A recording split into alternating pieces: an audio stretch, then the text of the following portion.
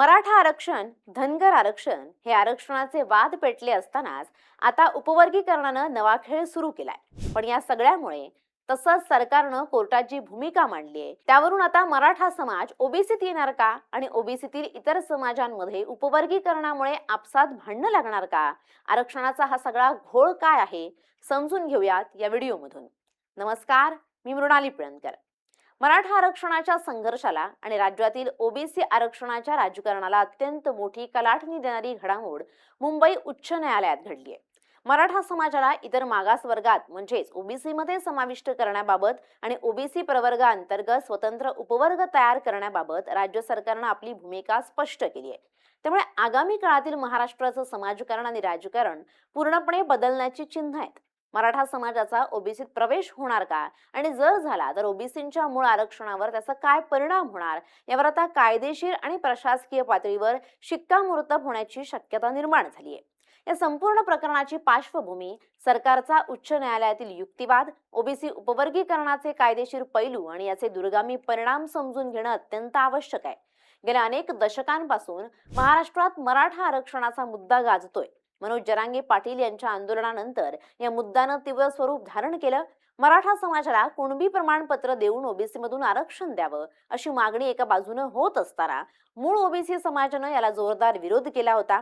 OBC नेत्यांचं असं म्हणणं होतं की मराठा समाजाचा ओबीसीत समावेश केल्यास मूळ मागासवर्गीय घटकांवर मोठा अन्याय होईल आणि त्यांच्या हक्काचं आरक्षण हिरावलं जाईल. या तीव्र संघर्षामुळे राज्य सरकार कोंडीत सापडलं होतं. मराठा समाजालाही खुश करायचं आणि ओबीसींची हक्काची मतपेढी ही गमवायची नाही असा दुहेरी पेच सरकारच्या समोर होता. या पेचातून मार्ग काढण्यासाठी सरकारने आता कायदेशीर पळवाट शोधल्याचं दिसतंय. त्याचाच भाग म्हणून उच्च न्यायालयात ही महत्त्वपूर्ण भूमिका मांडण्यात आली आहे. राज्य सरकारने मुंबई उच्च न्यायालयात सादर केलेल्या प्रतिज्ञापत्रात आणि युक्तिवादात अत्यंत सावध पण दूरगामी पाऊल उचललंय. सरकारनं न्यायालयाला सांगितलंय की ओबीसी प्रवर्गात मराठा समाजाचा समावेश करण्याचा मार्ग तांत्रिक दृष्ट्या मोकळा केला जाऊ शकतो, परंतु मूळ ओबीसींच्या आरक्षणाला धक्का न लावता हे कसं साध्य करता येईल याचा विचार सुरू आहे. यासाठी सरकारनं स्वतंत्र उपवर्ग ही संकल्पना मांडली आहे. म्हणजेच ओबीसी प्रवर्गाचं अंतर्गत वर्गीकरण करून मराठा समाजासाठी एक स्वतंत्र उपवर्ग किंवा कोटा तयार केला जाऊ शकतो. केंद्र सरकारनं ज्याप्रमाणे रोहिणी आयोगाची स्थापना करून केंद्रीय पातळीवर ओबीसींच्या उपवर्गीकरणाचा विचार केला होता, त्याच धर्तीवर राज्य सरकार महाराष्ट्रातही पावलं उचलत असल्याचं यावरून स्पष्ट होतंय. सरकारच्या या भूमिकेमुळे कायदेशीर लढाईला एक नवी दिशा मिळाली आहे. सर्वोच्च न्यायालयानं नुकत्याच दिलेल्या एका ऐतिहासिक निकालात अनुसूचित जाती आणि अनुसूचित जमातींच्या अंतर्गत वर्गीकरणाला म्हणजेच उपवर्गीकरणाला मान्यता दिली होती. या निकालाचा आधार घेत राज्य सरकारने ओबीसी प्रवर्गातही असंच उपवर्गीकरण करणं कायदेशीरदृष्ट्या वैध ठरू शकतं असा युक्तिवाद न्यायालयासमोर ठेवण्याचा प्रयत्न केला.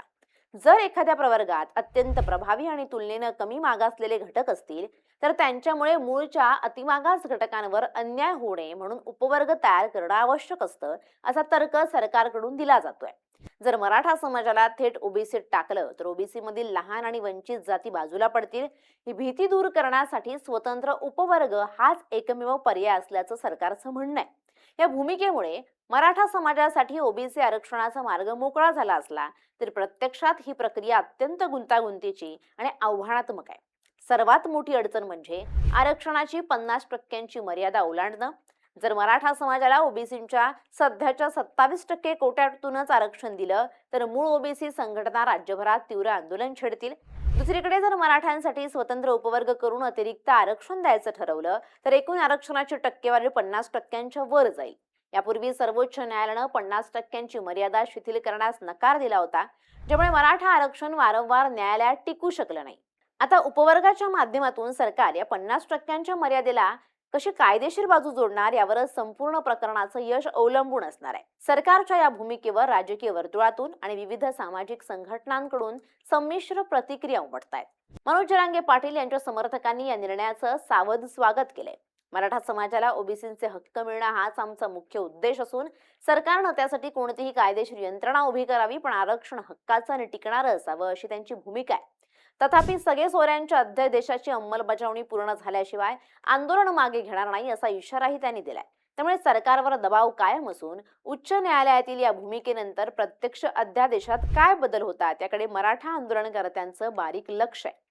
दुसऱ्या बाजूला ओबीसी महासंघ आणि ओबीसी नेत्यांनी सरकारच्या या भूमिकेबद्दल तीव्र संताप आणि चिंता व्यक्त केली आहे. ओबीसी नेत्यांच्या मते स्वतंत्र उपवर्ग तयार करणं हा मूळ ओबीसी आरक्षणात मागच्या दारानं मराठा समाजाला घुसवण्याचा प्रयत्न आहे. एकदा का मराठा समाज ओबीसी प्रवर्गात आला की भविष्यात राजकीय आणि सामाजिक प्रभावाच्या जोरावर तो संपूर्ण ओबीसी कोट्यावर डल्ला मारेल अशी भीती त्यांना वाटते.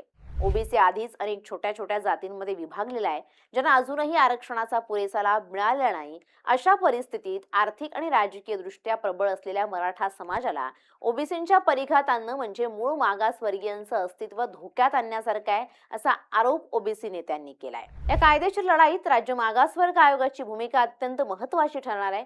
कोणत्याही समाजाला ओबीसी दर्जा द्यायचा असेल किंवा प्रवर्गाचं उपवर्गीकरण करायचं असेल तर त्यासाठी मागासवर्ग आयोगाचा सविस्तर अहवाल आणि सांख्यिकीय डेटा आवश्यक असतो. सरकारने यापूर्वी शुक्रे आयोगाच्या माध्यमातून मराठा समाजाचं मागासलेपन सिद्ध करण्याचा प्रयत्न केला होता आणि त्या आधारे स्वतंत्र 10% आरक्षण दिलं होतं. परंतु ते आरक्षण ओबीसी प्रवर्गाबाहेर होतं. आता जर ओबीसींच्या आत उपवर्ग करायचं असेल तर आयोगाला पुन्हा एकदा नवीन निकष लावून मराठा समाज ओबीसींच्या व्याख्यात कसा बसतो हे न्यायालयात सिद्ध करावं लागेल. न्यायालयाला केवळ राजकीय इच्छाशक्ती नको असते, तर ठोस आणि अनुभवजन्य डेटा हवा असतो. तो तपासण्याचं काम आता न्यायालयाच्या देखरेखीखाली होणार आहे. महाराष्ट्राच्या आगामी विधानसभा निवडणुकीच्या पार्श्वभूमीवर या घडामोडीला प्रचंड राजकीय महत्त्व प्राप्त झाले. सत्ताधारी महायुती सरकारने मराठा आणि ओबीसी या दोन्ही मोठ्या वोट बँक सांभाळण्यासाठी ही मध्यम मार्गी भूमिका घेतल्याचं बोललं जातंय. उच्च न्यायालयात असा स्टँड घेतल्यामुळे सरकारला मराठा समाजाला सांगता येईल की आम्ही तुम्हाला ओबीसीत आणण्यासाठी प्रामाणिक प्रयत्न करतोय. तसंच ओबीसी समाजाला आश्वस्त करता येईल की तुमच्या मूळ हक्कांना धक्का न लावता स्वतंत्र उपवर्ग केला जातोय. मात्र हा राजकीय जुगार दोन्ही बाजूंनी अंगाशी येण्याची शक्यताही तितकीच जास्त आहे. जर न्यायालयानं ही भूमिका फेटाळली तर सरकारची कोंडी होईल आणि जर मंजूर केली तर ओबीसी समाज निवडणुकीत सत्ताधाऱ्यांना धडा शिकवू शकतो. विरोधी पक्षांनीही या मुद्द्यावर सरकारवर दुटप्पी भूमिकेचा आरोप केला असून सरकारनं जनतेची दिशाभूल थांबवून थेट निर्णय घ्यावा अशी मागणी केली आहे. न्यायालयीन प्रक्रियेचा विचार केला तर मुंबई उच्च न्यायालय सरकारच्या या प्रतिज्ञापत्राची आणि प्रस्तावाची अत्यंत बारकाईनं पडताळणी करेल. न्यायालय केवळ सरकारच्या भूमिकेवर निर्णय देत नाही, तर त्या भूमिकेचा आधार काय हे पाहतं. संविधानातील कलम 15 आणि 16 नुसार सामाजिक आणि शैक्षणिक दृष्ट्या मागासलेल्या वर्गासाठी विशेष तरतुदी करण्याचा अधिकार राज्याला आहे. परंतु हे करताना इंदिरा साहनी खटल्यातील मार्गदर्शक तत्वांचं उल्लंघन होणार नाही याची काळजी घ्यावी लागते. उच्च न्यायालय आता या प्रकरणात सर्व याचिकाकर्त्यांचं म्हणणं ऐकून घेणार असून त्यानंतरच अंतिम निकाल दिला जाईल. त्यामुळे ही कायदेशीर लढाई दीर्घकाळ चालण्याची शक्यता असून त्वरित कोणताही चमत्कार होण्याची चिन्ह नाहीयेत. ओबीसी मध्ये मराठा येण्याचा मार्ग तांत्रिकदृष्ट्या मोकळा झाला असला तरी प्रत्यक्ष अंमलबजावणीच्या वाटेवर कायदेशीर आणि राजकीय काट्यांचं मोठं जाळ आहे. राज्य सरकारने उच्च न्यायालयात घेतलेला स्टँड हा या जटिल प्रश्नाचा कायमस्वरूपी तोडगा ठरणार की केवळ वेळकाढूपणाचं साधन हे येणारा काळच ठरवेल.